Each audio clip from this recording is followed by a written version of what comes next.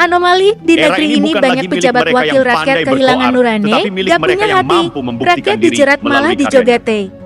Gibran membaca perubahan zaman itu dengan jeli. Ia tahu politik hari ini tidak cukup hanya dengan pidato membakar emosi atau manuver murahan yang penuh drama. Ia memilih tampil berbeda, tenang, efisien, penuh strategi. Dan itulah yang membuatnya justru semakin diperhitungkan. Gaya lone wolf ini adalah tamparan keras bagi politisi generasi lama. Karena ia menunjukkan bahwa untuk menjadi pemimpin tidak harus terjebak dalam pola lama.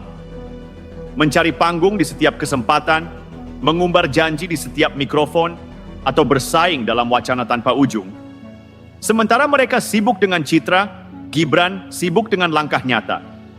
Lihatlah, ketika banyak politisi terjebak nostalgia dan mempertahankan gaya usang, Gibran justru membentuk brand politik baru, sederhana, fokus, dan berorientasi hasil. Ia bukanlah bayang-bayang siapapun. Ia adalah dirinya sendiri. Pemimpin muda yang tahu kapan harus diam dan kapan harus meledak dengan gebrakan yang mengubah permainan. Dan disinilah potensi besarnya bagi Indonesia. Jika pola ini terus ia jaga, maka Gibran akan menjadi simbol generasi baru kepemimpinan nasional.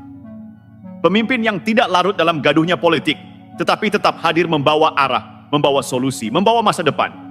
Ekspresi dingin Gibran saat melihat sarang tikus berdasi berjoget di sidang MPR bukan sekadar wajah tanpa senyum. Itu adalah bahasa politik yang lebih lantang daripada 1000 kata. Ketika para elit sibuk mempertontonkan panggung yang tidak pantas, Gibran memilih diam dengan tatapan datar, dingin namun penuh makna. Bagi rakyat, ekspresi itu adalah cermin dari perasaan mereka sendiri.